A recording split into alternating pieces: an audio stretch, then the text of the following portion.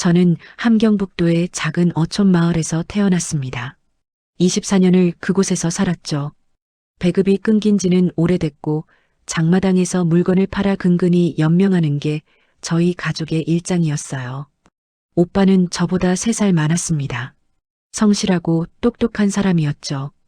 공장에서 일하면서도 틈틈이 장사를 도왔어요.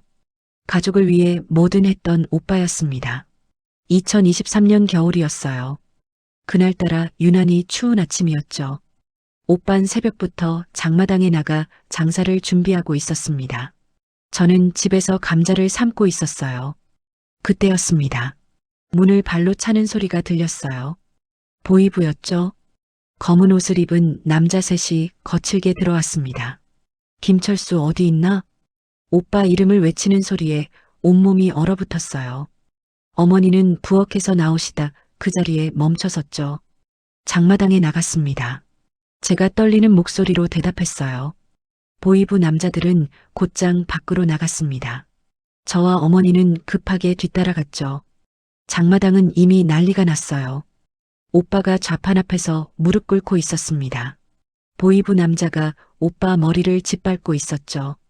이 반동 새끼가 남조선 영화를 팔아?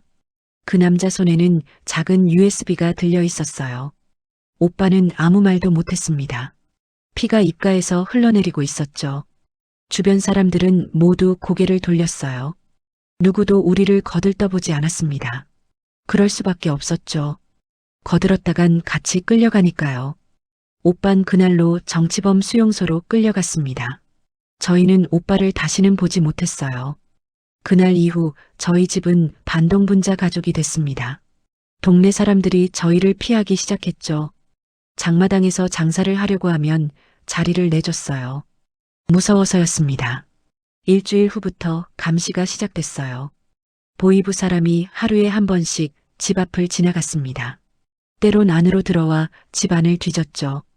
너희도 남조선 물건 숨겨놓은 거 없나? 매번 똑같은 질문이었어요. 저희는 손사래를 치며 없다고 말했습니다. 정말 없었어요. 오빠가 어디서 그 USB를 구했는지조차 몰랐죠. 어머니는 그 충격으로 밤마다 우셨습니다. 아버지는 일찍 돌아가셨고 오빠가 가장이었거든요. 이제 가족의 기둥이 사라진 거였어요. 저는 공장에 계속 나갔습니다. 하지만 분위기가 달라졌죠. 동료들이 저를 멀리했어요. 점심시간에도 혼자 먹었습니다. 말을 걸어오는 사람이 없었죠. 한 달쯤 지났을 때였어요. 공장 당비서가 저를 불렀습니다. 은혜 동무 사상 검열을 받아야겠네. 그 말을 듣는 순간 머리가 하얘졌어요. 사상 검열은 곧 체포를 의미했습니다. 변명할 기회도 없이 끌려가는 거였죠. 집으로 돌아오는 길이 참 길게 느껴졌어요. 다리가 후들후들 떨렸습니다. 이제 저도 끝이구나 싶었죠. 집에 들어서자마자 어머니께 말씀드렸어요. 어머니, 저도 곧 끌려갈 것 같아요. 어머니는 제 손을 꽉 잡으셨습니다. 눈물을 흘리지도 않으셨어요. 그냥 텅 빈 눈으로 저를 바라보셨죠. 그날 밤 잠을 이룰 수 없었습니다. 천장만 멍하니 바라봤어요. 24년 동안 살아온 제 인생이 파노라마처럼 지나갔습니다. 이렇게 끝나는 건가? 아무것도 해보지 못하고 새벽이 되자 결심이 섰어요. 이대로 잡혀 죽을 순 없었습니다. 어떻게든 살아야 했죠. 할아버지 방을 뒤지기 시작했어요. 할아버지는 옛날 장사를 하셨던 분이었습니다. 뭔가 숨겨둔 게 있을 거라 생각했죠. 낡은 장롱 밑을 뒤졌어요. 먼지투성이 상자가 하나 나왔습니다. 열어보니 중국 돈 몇 장과 작은 금반지가 있었죠. 손이 떨렸어요. 이건 기회였습니다. 마지막 기회였죠. 그날부터 저는 계획을 세우기 시작했어요. 중국 국경은 불가능했습니다. 철책이 너무 높고 감시도 심했죠. 강을 건너다 총에 맞아 죽은 사람들 이야기를 수없이 들었어요. 그럼 남은 건 하나였습니다. 바다였죠. 저희 마을은 바닷가였어요. 어선들이 정박해 있는 선착장이 있었습니다. 하지만 배는 모두 당에서 관리했죠. 몰래 타고 나갈 순 없었어요. 며칠 동안 선착장을 관찰했습니다. 새벽에 어부들이 나가고 저녁에 돌아왔어요. 경비는 밤에만 섰죠. 그러다 발견했습니다. 선착장 구석에 방치된 구명 보트를요. 낡고 작았어요. 하지만 제겐 그게 전부였습니다. 보트를 훔칠 계획을 세웠어요. 언제 실행할지가 문제였죠. 날씨를 봐야 했습니다. 너무 파도가 세면 안 됐어요. 매일 밤 라디오로 날씨를 확인했습니다. 5월 초가 적기였어요. 파도가 잔잔하고 안개가 낀다는 예보였죠. 어머니께는 말씀드리지 못했어요. 말씀드리면 말리실 게 뻔했습니다. 그냥 조용히 준비만 했죠. 물 몇 병과 감자를 챙겼어요. 나침반도 하나 구했습니다. 장마당에서 몰래 샀죠. 남쪽으로만 가면 됐어요. 남쪽이 한국이었습니다. 드디어 그날이 왔어요. 5월 3일 새벽이었습니다. 안개가 자욱하게 깔렸죠. 어머니가 주무시는 걸 확인하고 조용히 집을 나섰어요. 가방 하나만 메고 나왔습니다. 뒤돌아보지 않았어요. 돌아보면 울 것 같았죠. 선착장으로 향했습니다. 심장이 터질 것처럼 뛰었어요. 경비가 보일까봐 숨을 죽였죠. 다행히 아무도 없었어요. 구명 보트를 물가로 끌고 갔습니다. 생각보다 무거웠어요. 하지만 힘을 다해 끌었죠. 보트를 물에 띄웠습니다. 올라타는 순간 온몸이 떨렸어요. 돌아올 수 없다는 걸 알았습니다. 이제 전진뿐이었죠. 노를 저어 바다로 나갔어요. 안개가 저를 감싸줬습니다. 뒤에서 마을이 점점 멀어졌죠. 나침반을 꺼내 확인했어요. 남쪽이었습니다. 저는 남쪽을 향해 노를 저었어요. 살기 위해서였습니다. 노를 젓기 시작한 지 1시간쯤 지났을까요? 팔이 아프기 시작했습니다. 평소에 공장 일로 단련됐다고 생각했는데 노 젓는 건 차원이 달랐어요. 안개가 서서히 걷히기 시작했죠. 뒤를 돌아봤습니다. 마을이 보이지 않았어요. 앞도 뒤도 그냥 바다뿐이었죠. 처음엔 괜찮았어요. 파도도 잔잔했고 날씨도 흐렸습니다. 하지만 시간이 지나면서 상황이 달라졌죠. 해가 중천에 떴을 때였어요. 갑자기 바람이 불기 시작했습니다. 파도가 높아졌죠. 보트가 흔들리기 시작했어요. 괜찮아, 괜찮아. 스스로에게 말했습니다. 하지만 속으로는 무서웠어요.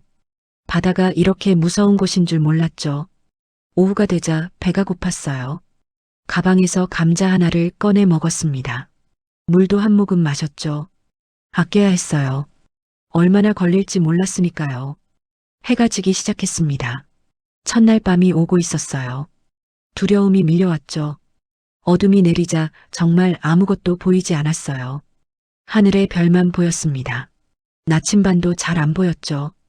손전등이 있었다면 좋았을 텐데요. 밤바다는 낮과 완전히 달랐습니다. 파도 소리가 더 크게 들렸어요. 바람도 더 세졌죠.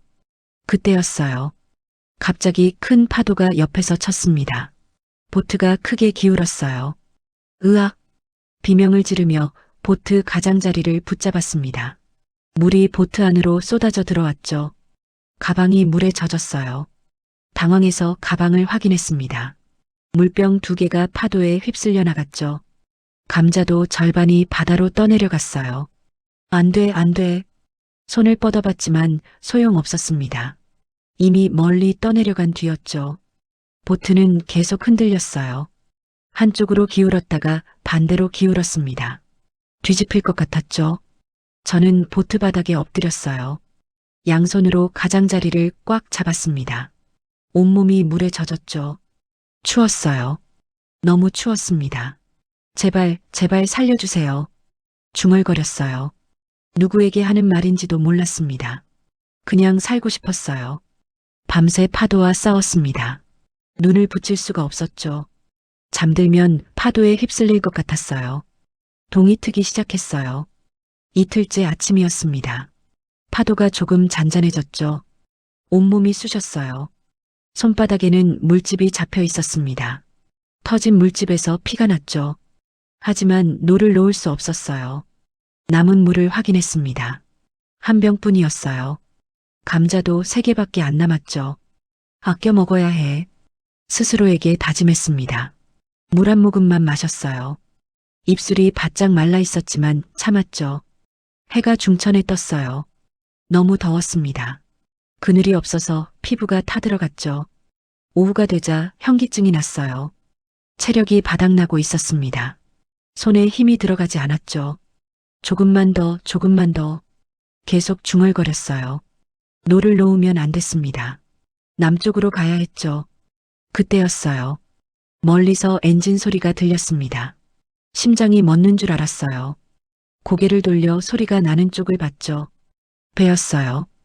회색 배가 이쪽으로 오고 있었습니다. 경비정이다.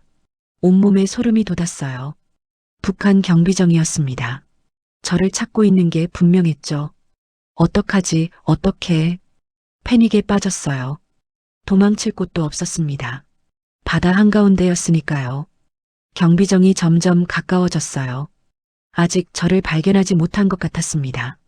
보트가 워낙 작았으니까요. 순간 생각이 났어요. 물속에 숨는 수밖에 없다고요. 저는 조심스럽게 물속으로 들어갔습니다. 차가운 바닷물이 온몸을 감쌌죠. 보트 옆에 매달려 숨을 죽였어요. 경비정이 지나갔습니다. 엔진 소리가 귀를 찢었어요. 파도가 거세게 일었죠. 저는 숨도 쉬지 않았어요. 들킬까봐 무서웠습니다. 다행히 경비정은 그냥 지나갔어요. 멀어지는 엔진 소리를 들으며 안도했죠. 다시 보트에 올라탔습니다. 온몸이 떨렸어요. 방금 죽을 뻔했다는 생각에 울음이 나왔죠. 조금만 더 가면 돼. 스스로를 달랬어요. 하지만 이미 한계였습니다. 체력도 정신도 다 바닥났죠. 밤이 또 왔어요. 이틀째 밤이었습니다. 물도 다 떨어졌어요. 입술은 갈라져 피가 났죠. 감자 하나를 먹었어요. 마지막 하나는 남겨뒀습니다. 내일을 위해서요. 정말 죽을 것만 같았어요. 손에는 힘이 하나도 없었습니다. 노를 들 수조차 없었죠. 그냥 보트 바닥에 누웠어요. 하늘의 별을 봤습니다. 별이 참 많았죠. 어머니, 미안해요. 중얼거렸어요. 제대로 인사도 못하고 떠나서요. 의식이 흐려지기 시작했습니다. 눈꺼풀이 무거웠어요. 이대로 잠들면 깨어나지 못할 것 같았죠. 하지만 잠이 왔어요. 저항할 수 없었습니다. 얼마나 잤을까요? 새벽녘이었어요. 차가운 바람에 눈을 떴습니다. 몸을 일으키려는데 힘이 없었어요. 온몸이 마비된 것처럼 움직이지 않았죠. 안 돼, 일어나야 해. 스스로에게 소리쳤어요. 포기하면 안 됐습니다. 간신히 몸을 일으켰어요. 나침반을 확인했습니다. 아직 남쪽으로 가고 있었죠. 해가 떠오르기 시작했어요. 사흘째 아침이었습니다. 눈을 가늘게 뜨고 수평선을 봤어요. 그때였습니다. 멀리 불빛이 보였어요. 배였습니다. 하지만 경비정과는 달랐죠. 더 컸어요. 한국 배일까? 희망이 생겼습니다. 마지막 힘을 다해 손을 흔들었어요. 여기요. 여기 사람 있어요. 목청껏 소리쳤습니다. 하지만 목소리가 제대로 나오지 않았어요. 너무 약해져 있었죠. 배가 점점 가까워졌어요. 태극기가 보였습니다. 한국이다. 한국 배다. 눈물이 쏟아졌어요. 살았다는 안도감이 밀려왔죠. 확성기에서 소리가 들렸어요. 거기 계신 분 움직이지 마세요. 지금 구조하겠습니다. 한국말이었어요. 억양이 달랐지만 알아들을 수 있었습니다. 구명 보트가 내려왔어요. 해경대원 2명이 다가왔죠. 괜찮으세요? 어디서 오셨어요? 대원이 물었습니다. 저는 대답할 힘이 없었어요. 그냥 고개만 끄덕였죠. 북에서 오셨군요. 안전합니다. 이제 괜찮아요. 대원의 말에 긴장이 풀렸어요. 그대로 정신을 잃었습니다. 눈을 떴을 때 저는 배 안에 있었어요. 담요가 덮여 있었고 링거가 꽂혀 있었죠. 의식이 돌아왔네요. 다행입니다. 누군가 말했어요. 여자 목소리였습니다. 간호사인 것 같았죠. 여긴 어디예요? 겨우 물었어요. 목소리가 갈라졌습니다. 해경 함정이에요. 곧 인천항에 도착합니다. 조금만 더 참으세요. 간호사가 웃으며 말했어요. 따뜻한 미소였습니다. 저는 다시 눈을 감았어요. 이번엔 편안하게요. 살았습니다. 정말 살아남았어요. 함정이 항구에 닿는 소리에 눈을 떴습니다. 몸을 일으키려는데 온몸이 욱신거렸어요. 천천히 하세요. 아직 많이 약하세요. 간호사가 부축해줬습니다. 저는 간신히 몸을 일으켰죠. 밖으로 나가자 사람들이 기다리고 있었어요. 흰 가운을 입은 의사들이었습니다. 이분은 탈북자세요. 탈수 증세가 심하고 저체온증도 있어요. 해경 간호사가 설명했어요. 의사들이 고개를 끄덕였죠. 들것에 누웠습니다.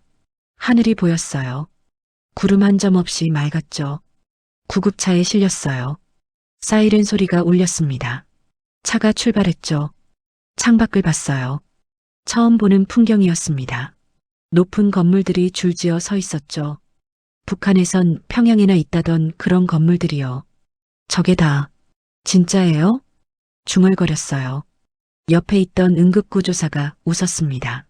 네, 진짜예요. 여긴 인천이에요. 믿기지 않았어요.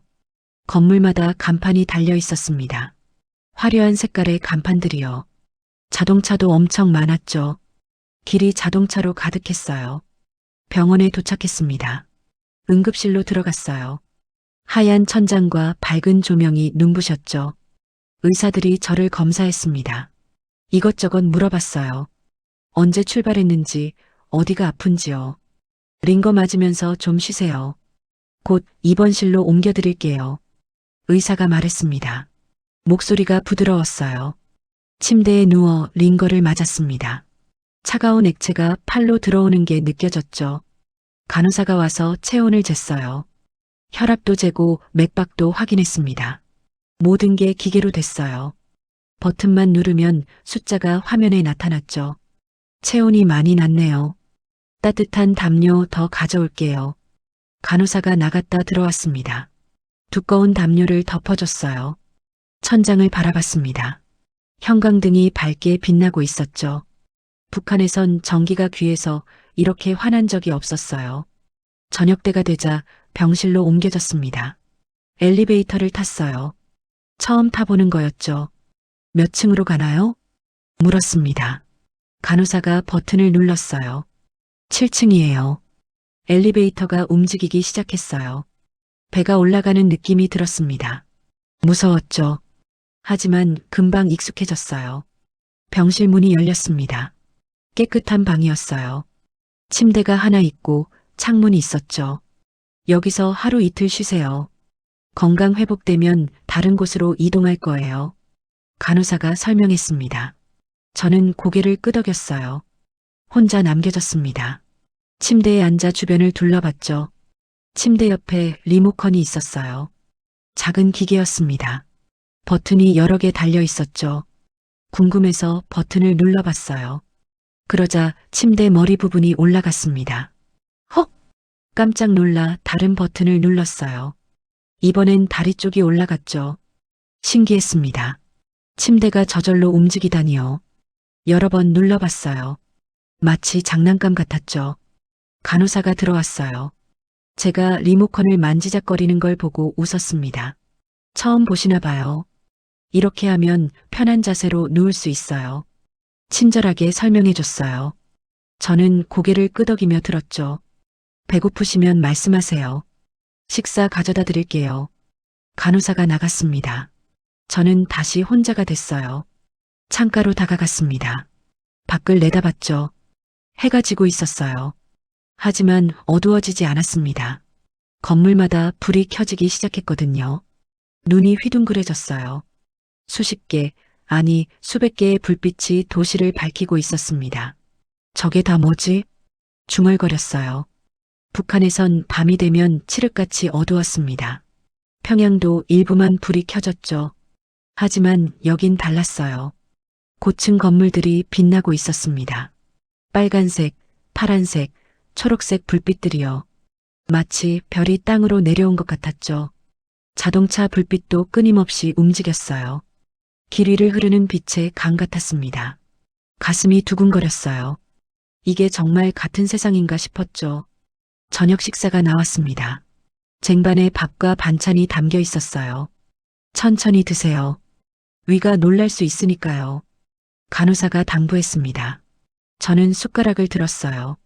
밥이 하였습니다. 쌀밥이었죠. 반찬도 여러 가지였어요. 생선에 나물에 국까지요. 한 숟가락 떠서 입에 넣었습니다. 눈물이 났어요. 이렇게 맛있는 밥은 처음이었죠. 다 먹지 못했어요. 배가 금방 불렀습니다. 오랫동안 굶어서 위가 줄어든 거였죠. 조금씩 자주 드시면 괜찮아질 거예요. 간호사가 쟁반을 치우며 말했어요. 저는 고맙다고 인사했습니다. 밤이 깊어졌어요. 불을 끄려고 스위치를 찾았습니다. 침대 옆에 있더군요. 스위치를 내렸어요. 방이 어두워졌습니다.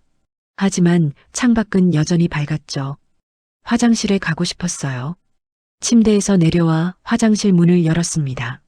불이 자동으로 켜졌어요. 깜짝 놀랐죠. 어떻게 된 건지 몰랐습니다. 세면대로 다가갔어요. 손을 갖다 댔더니 물이 나왔습니다. 손을 대지도 않았는데요. 이것도 자동이네. 신기했어요. 물을 받아 얼굴을 씻었습니다. 따뜻한 물이 나왔죠. 따뜻한 물이 그냥 나와? 믿을 수 없었어요. 북한에선 물을 끓여야 했습니다. 겨울엔 그마저도 귀했죠. 비데라는 것도 있었어요. 버튼이 달린 변기였습니다. 어떻게 쓰는 건지 몰라서 만지지 않았죠.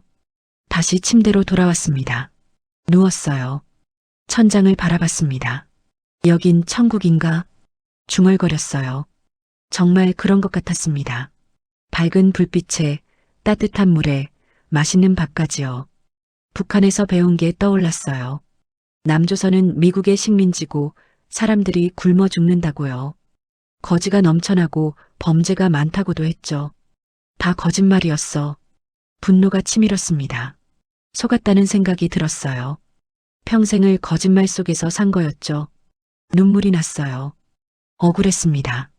왜 우린 저렇게 살지 못했을까요? 같은 민족인데 말이에요. 오빠 생각이 났습니다. 한국 영화를 팔다 잡혀간 오빠요. 오빠도 이 세상이 궁금했을 거예요. 그래서 영화를 본 거겠죠. 오빠 여긴 정말 다른 세상이야. 창밖을 보며 말했습니다. 오빠가 들을 리 없었지만요. 다음 날 아침 일찍 담당자가 왔습니다. 정장을 입은 남자였어요. 안녕하세요. 통일부에서 나왔습니다. 몇 가지 여쭤볼 게 있어요. 신문 조사였습니다. 어디서 왔는지, 어떻게 왔는지 물어봤어요. 솔직하게 대답했습니다.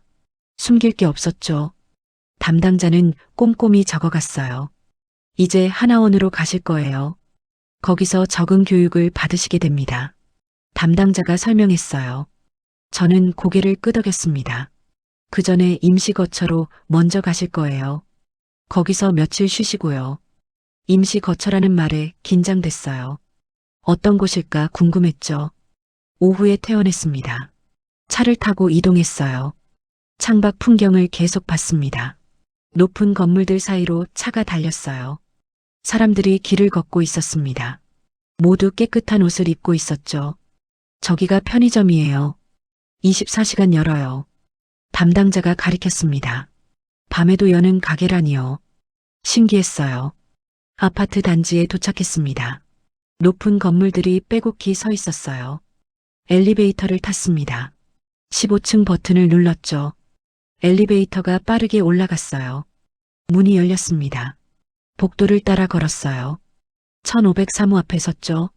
담당자가 문을 열었습니다. 안으로 들어갔어요. 작은 방이었습니다. 하지만 깨끗했어요. 침대도 있고 책상도 있었죠. 저기 부엌이고요. 화장실은 여기예요. 필요한 건 다 있을 거예요. 담당자가 설명했습니다. 저는 멍하니 주변을 둘러봤어요. 에어컨이 벽에 달려 있었습니다. 냉장고도 있었죠. TV도 있고 세탁기도 있었어요. 이게 다 제 거예요? 물었습니다. 담당자가 웃었어요. 네, 사용하시면 돼요. 그리고 이거요. 담당자가 상자를 건넸습니다. 열어보니 휴대폰이 들어 있었어요.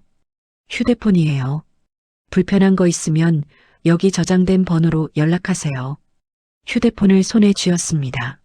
가벼웠어요. 화면이 반짝거렸죠. 그럼 푹 쉬세요. 내일 다시 올게요. 담당자가 나갔습니다. 문이 닫혔어요. 혼자 남았습니다. 원룸 한가운데 서서 주변을 천천히 둘러봤죠. 이게 현실인가 싶었어요. 며칠 전까지 목숨 걸고 바다를 헤맸는데요. 지금은 이렇게 따뜻한 방에 있다니요. 창문을 열었습니다. 시원한 바람이 들어왔어요. 아래를 내려다봤죠.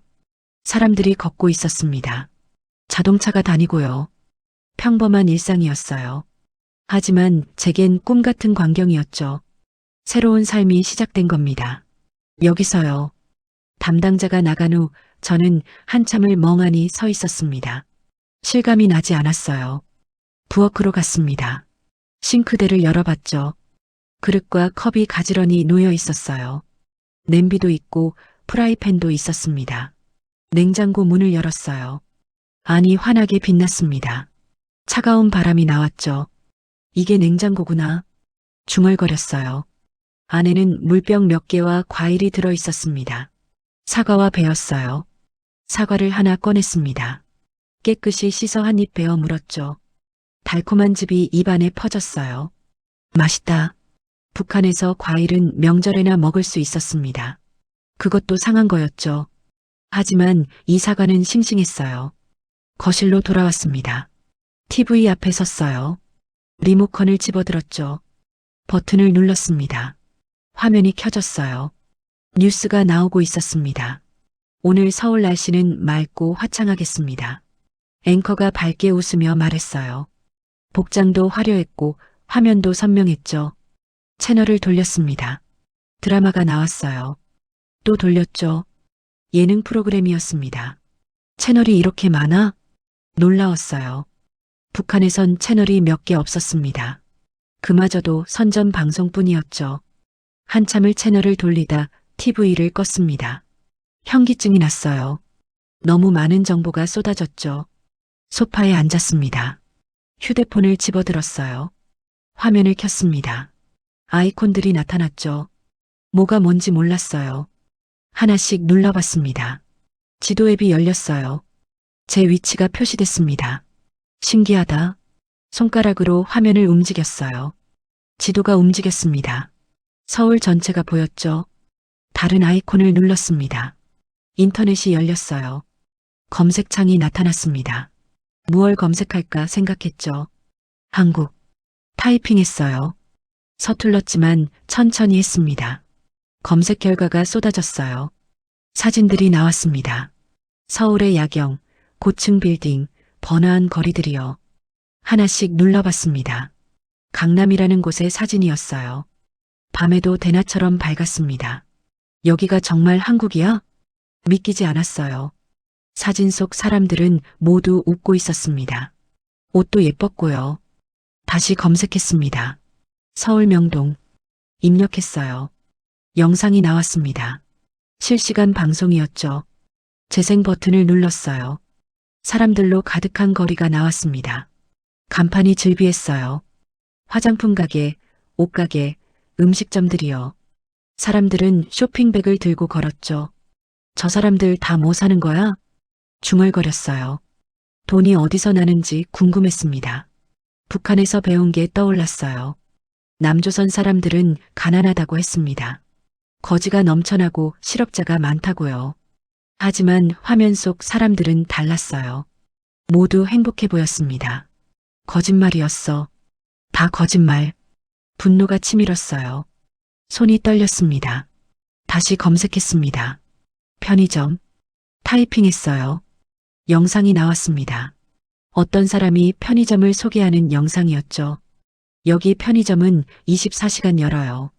언제든 올 수 있죠. 영상 속 사람이 말했습니다. 편의점 안으로 들어갔어요. 선반마다 물건이 가득했습니다.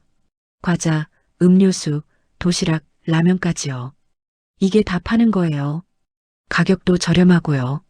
영상이 계속됐어요. 삼각김밥을 집어드는 장면이 나왔습니다. 1,000원이면 돼요. 한 끼 때우기 딱 좋죠. 1,000원. 북한 돈으로 얼마인지 몰랐어요. 하지만 저렴하다는 건 알았습니다. 북한에선 쌀 한 대 구하기도 어려웠습니다. 돈이 있어도 살 게 없었죠. 휴대폰을 내려놓았어요. 가슴이 답답했습니다. 창밖을 봤어요. 해가 지고 있었습니다. 건물에 불이 하나둘 켜지기 시작했죠. 다시 휴대폰을 집었어요. 더 알고 싶었습니다. 유튜브 아이콘을 눌렀어요. 영상들이 주르륵 나왔습니다. 추천 영상 중 하나를 눌렀죠. 홍대 거리 영상이었어요. 젊은 사람들이 걷고 있었습니다. 화려한 옷을 입고 웃으며 이야기했죠. 거리 공연도 하고 있었어요. 기타를 치는 사람, 노래하는 사람들이요. 자유롭게 노래해도 돼? 놀라웠어요. 북한에선 허가 없이 노래하면 잡혀갔습니다. 다른 영상을 봤어요. 지하철 영상이었습니다. 서울 지하철은 2호선부터 9호선까지 있어요. 어디든 갈 수 있죠. 해설자가 설명했어요. 지하철 노선도가 나왔습니다. 복잡했어요. 선이 거미줄처럼 얽혀 있었죠. 1시간이면 서울 반대편까지 갈 수 있어요. 1시간이면 서울을 횡단한다고요. 믿기지 않았습니다. 또 다른 영상을 봤어요. 배달앱 소개 영상이었습니다. 배고프면 앱으로 주문하세요. 30분 안에 배달돼요. 화면에서 치킨을 주문하는 모습이 나왔습니다. 몇 번 터치하니 주문이 완료됐죠. 28,000원이면 치킨 한 마리예요. 콜라도 서비스로 줘요. 치킨 한 마리. 북한에선 명절에도 닭고기를 못 먹었습니다. 귀했거든요. 영상 속 배달원이 집 앞에 도착했어요. 치킨을 건네주고 갔죠. 이렇게 간단해요. 집에서 나가지 않아도 돼요. 간단하다고요. 집에서 버튼만 누르면 음식이 온다니요. 눈물이 났어요. 왜인지 모르겠지만 눈물이 흘렀습니다. 우린 뭐였지? 중얼거렸어요. 평생 배고픔과 싸웠습니다. 하루 한 끼 먹기도 힘들었죠. 그런데 여긴 음식을 남겨서 버린다고요. 편의점에 음식이 넘쳐난다고요. 분했어요. 억울했습니다. 왜 우린 몰랐을까요? 왜 아무도 말해주지 않았을까요? 휴대폰을 꽉 쥐었습니다. 손에 힘이 들어갔어요. 이게 같은 나라 사람들이야? 소리쳤습니다. 빈 방에 메아리 쳤죠. 같은 말을 쓰고 같은 피가 흐르는데요. 왜 이렇게 다른 건가요? 북한에선 전기도 제대로 안 들어왔습니다. 겨울엔 얼어 죽을 뻔했죠. 하지만 여긴 달랐어요. 24시간 전기가 들어왔습니다. 따뜻한 물도 나왔죠. 더 많이 알고 싶었어요. 진실이 궁금했습니다. 검색을 계속했어요. 한국의 경제, 한국의 생활, 한국의 문화요. 영상을 보고 또 봤습니다. 밤이 깊어가는 줄도 몰랐어요. 마트 영상을 봤습니다. 거대한 마트였어요. 천장이 높고 선반이 끝없이 이어졌죠. 여기 이마트예요. 없는 게 없죠. 카메라가 돌아다녔어요. 과일 코너, 정육 코너, 생선 코너요. 싱싱한 과일이 산처럼 쌓여 있었습니다. 고기도 종류별로 가지런히 놓여 있었죠. 주말엔 사람이 정말 많아요. 가족들이 장 보러 와요. 장을 본다는 게 이런 거구나 싶었어요. 북한에선 장마당에서 필요한 것만 샀습니다. 선택의 여지가 없었죠. 자동차 영상도 봤어요. 서울 도로는 항상 막혀요. 출퇴근 시간엔 더 심하죠. 막힐 정도로 차가 많다고요.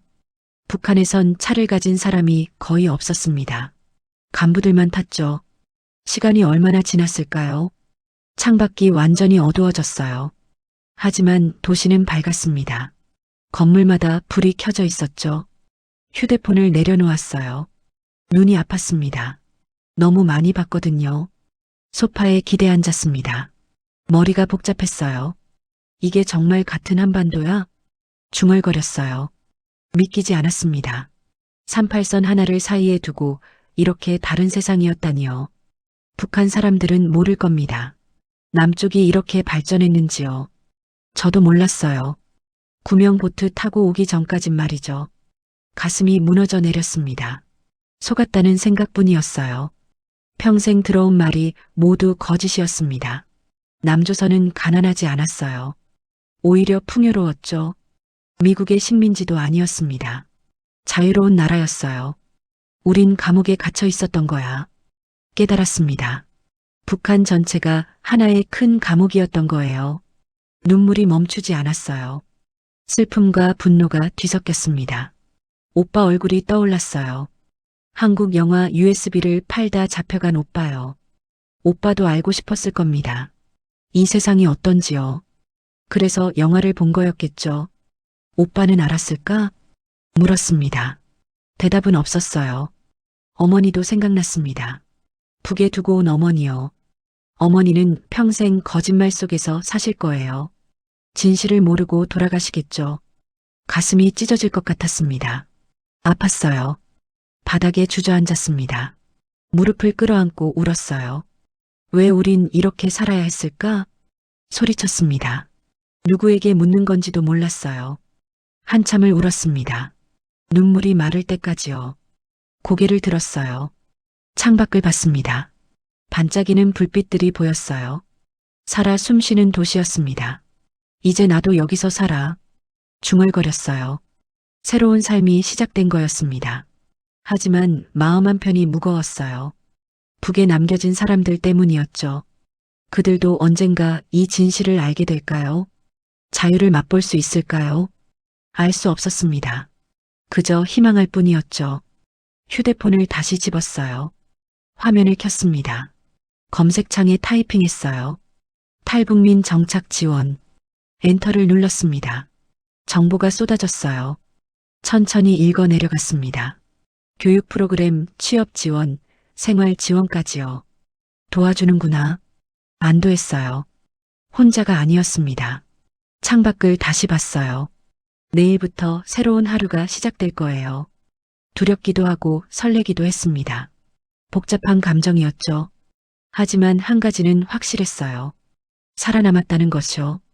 목숨 걸고 바다를 건넜습니다. 그리고 여기까지 왔죠. 이제 앞으로 나아가야 했어요. 새로운 삶을 시작해야 했습니다. 할 수 있어. 스스로에게 말했어요. 용기를 냈습니다. 침대로 갔어요. 이불을 덮고 누웠습니다. 천장을 바라봤어요. 형광등이 꺼져 있었지만 창밖 불빛이 희미하게 들어왔죠. 눈을 감았습니다. 오늘 본 것들이 스쳐 지나갔어요. 내일은 또 어떤 걸 보게 될까요?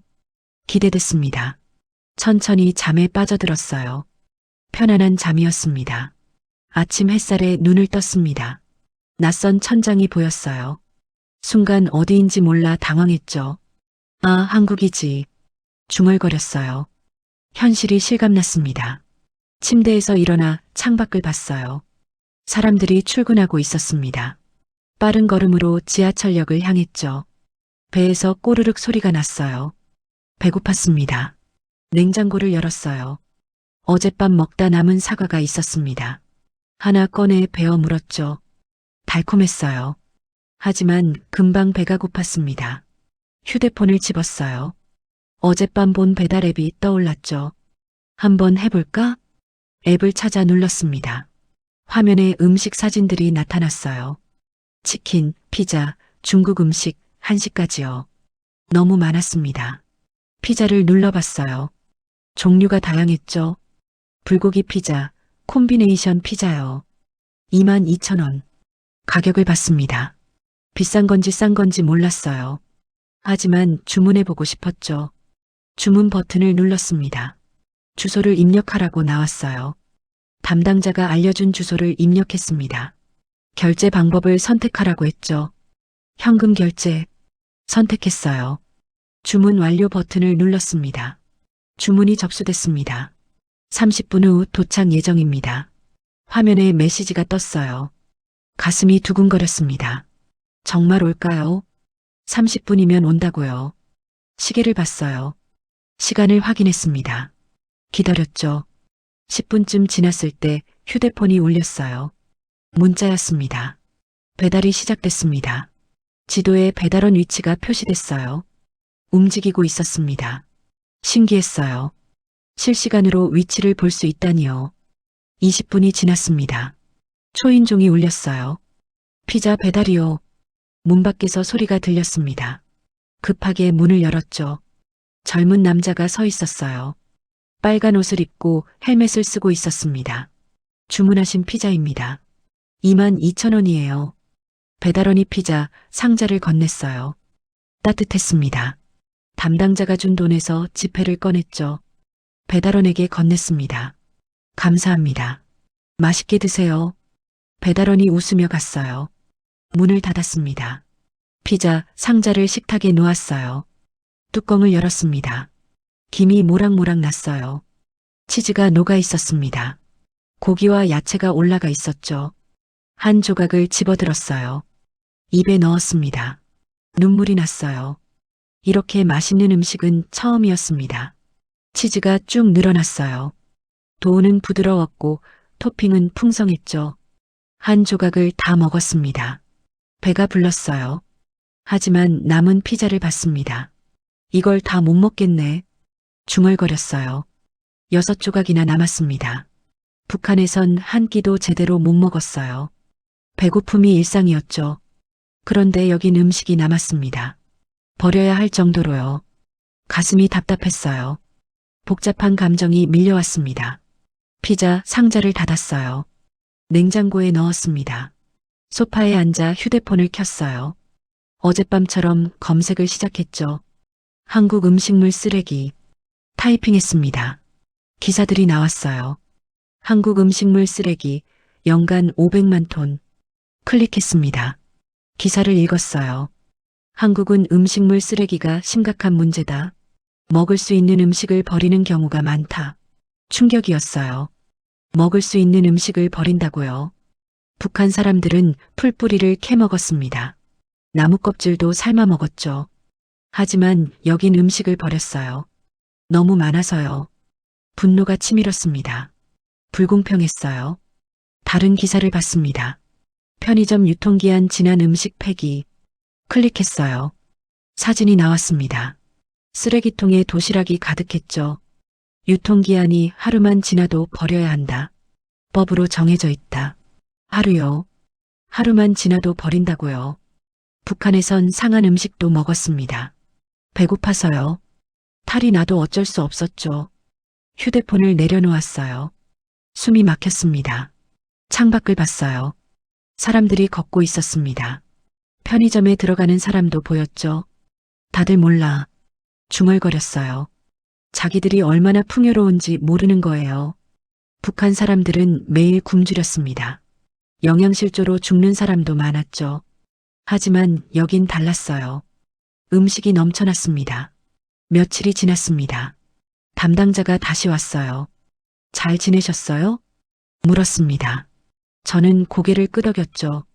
다음 주부터 하나원에 가실 거예요. 거기서 교육받으시면 됩니다. 담당자가 설명했어요. 저는 알겠다고 대답했습니다. 담당자가 가고 혼자 남았어요. 휴대폰을 계속 봤습니다. 영상을 보고 또 봤어요. 한국 생활을 배우고 싶었습니다. 지하철 타는 법도 배웠어요. 카드를 찍고 들어가면 됐죠. 버스 타는 법도 알았습니다. 카드만 있으면 어디든 갈 수 있었어요. 편하네. 감탄했어요. 북한에선 통행증이 있어야 했습니다. 다른 지역 가는 것도 허가를 받아야 했죠. 하지만 여긴 자유로웠어요. 원하면 어디든 갈 수 있었습니다. 마트 영상도 다시 봤어요. 사람들이 카트를 밀고 다녔습니다. 물건을 담고 계산대로 갔죠. 카드를 내밀면 결제가 됐어요. 나도 해보고 싶다 생각했어요. 카트를 밀고 물건을 고르는 거요. 북한에선 선택권이 없었습니다. 있는 것만 사야 했죠. 하지만 여긴 달랐어요. 고를 수 있었습니다. 이게 일상이구나 생각했어요. 여기 사람들은 매일 이렇게 산다는 거 말이에요. 부러웠습니다. 동시에 슬펐어요. 왜 우린 이렇게 살지 못했을까요? 같은 민족인데 말이에요. 하늘을 올려다봤습니다. 구름이 흘러가고 있었어요. 이제 나도 여기 사람이야. 중얼거렸어요. 받아들이기로 했습니다. 목숨 걸고 왔습니다. 후회는 없었어요. 다만 아쉬움이 있었죠. 왜 진작 오지 못했을까 하는요. 일찍 왔다면 더 많은 걸 경험했을 텐데요. 오빠도 구할 수 있었을지 몰라요. 하지만 지나간 일이었습니다. 되돌릴 수 없었죠. 이제 앞으로 나아가야 했어요. 새로운 삶을 만들어야 했습니다. 벤치에서 일어났어요. 아파트로 돌아갔습니다. 방에 들어와 창밖을 봤어요. 해가 지고 있었습니다. 도시에 불이 켜지기 시작했죠. 반짝이는 불빛들이요. 아름답다. 감탄했어요. 정말 아름다운 풍경이었습니다. 이 도시에서 살게 된 거예요. 새로운 인생이 시작됐죠. 두렵기도 하고 설레기도 했습니다. 하지만 할 수 있을 것 같았어요. 해낼 거야. 스스로에게 다짐했습니다. 꼭 성공하겠다고요. 북에 남은 사람들을 위해서라도요. 제가 잘 살아야 했습니다. 그래야 희망이 되니까요. 휴대폰을 켰어요. 마지막으로 한 번 더 검색했습니다. 탈북민 성공 사례. 엔터를 눌렀어요. 기사들이 나왔습니다. 탈북민 출신 대학생, 장학금 받아. 탈북민 사업가, 회사 설립. 읽으며 미소 지었어요. 희망이 보였습니다. 나도 할 수 있어. 확신했어요. 열심히 하면 됐습니다. 내일부터 새로운 하루가 시작될 거예요. 준비됐습니다. 침대에 누웠어요. 눈을 감았습니다. 편안했어요. 처음으로 마음이 편했습니다. 이제 진짜 사람답게 살 수 있겠구나. 중얼거리며 잠에 들었습니다. 미소를 지으며요. 일주일 후 하나원으로 가는 날이었습니다. 담당자가 아침 일찍 왔어요. 준비되셨어요? 짐은 많지 않죠? 가방 하나뿐이었습니다. 가진 게 없었거든요. 차를 타고 출발했어요. 창밖을 봤습니다. 고속도로였죠. 차들이 빠르게 달렸어요. 신기했습니다. 북한에선 고속도로를 본 적이 없었거든요. 하나원은 경기도 안성에 있어요. 거기서 3개월 교육받으시면 됩니다. 담당자가 설명했어요. 저는 고개를 끄덕였습니다. 1시간쯤 달렸을까요? 건물이 보였어요. 하나원이었습니다. 차에서 내렸습니다. 깨끗한 건물이었어요. 생각보다 컸죠. 안으로 들어갔습니다. 직원이 맞아줬어요. 환영합니다. 여기서 잘 적응하시길 바랍니다. 따뜻한 말이었습니다. 감사하다고 인사했죠. 방으로 안내받았어요. 2인실이었습니다. 침대 2개가 있었죠. 룸메이트는 내일 오실 거예요. 오늘은 혼자 쉬세요. 직원이 나갔습니다. 짐을 풀었어요. 창밖을 봤습니다. 운동장이 보였어요. 나무도 많았죠. 다음 날부터 교육이 시작됐습니다. 강의실로 갔어요. 사람들이 앉아 있었습니다. 20명쯤 됐죠. 모두 탈북민이었어요. 안녕하세요. 저는 은혜라고 합니다. 자기소개를 했어요. 다들 박수를 쳐줬습니다. 다른 사람들도 소개했어요. 함경도에서 온 사람, 평안도에서 온 사람들이요. 저는 중국 거쳐서 왔어요. 3년 걸렸습니다. 한 여자분이 말했어요. 3년이나요? 저보다 훨씬 오래 걸렸네요. 저는 몽골 거쳐서 왔어요. 정말 힘들었습니다. 남자분도 말했어요. 모두 각자의 사연이 있었습니다. 강사가 들어왔어요. 수업이 시작됐습니다. 오늘은 한국 사회에 대해 배울 거예요. 북한과 다른 점이 많습니다.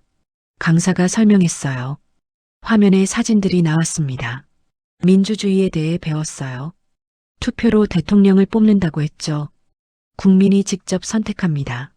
마음에 안 들면 바꿀 수도 있어요. 신기했어요. 북한에선 상상도 못할 일이었습니다. 자유에 대해서도 배웠어요. 여기선 말할 자유가 있습니다. 정부를 비판해도 돼요. 믿기지 않았어요.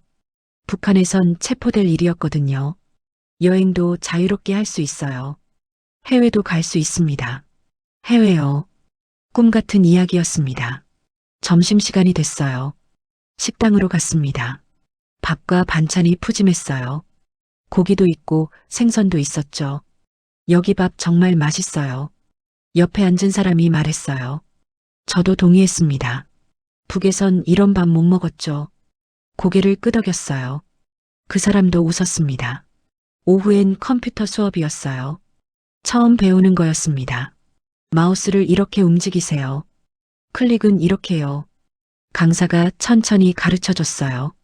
따라했습니다. 서툴렀어요. 마우스가 말을 안 들었죠. 하지만 재미있었습니다. 타이핑도 배워볼까요? 키보드를 봤어요. 글자가 빼곡했습니다. 한 글자씩 눌러봤어요. 화면에 글자가 나타났죠. 천천히 하시면 됩니다. 시간이 걸려도 괜찮아요. 강사가 격려해줬어요. 고마웠습니다. 저녁 시간이 됐어요. 룸메이트가 도착했습니다. 안녕하세요. 저는 수진이에요. 밝은 사람이었어요. 나이는 저랑 비슷해 보였죠. 저는 은혜예요. 잘 부탁드려요. 악수했습니다. 수진은 웃었어요. 같이 잘 지내요. 궁금한 거 있으면 물어보세요. 수진은 일주일 먼저 왔다고 했어요. 이것저것 알려줬습니다. 밤에 침대에 누워 이야기했어요. 처음엔 적응이 안 됐어요.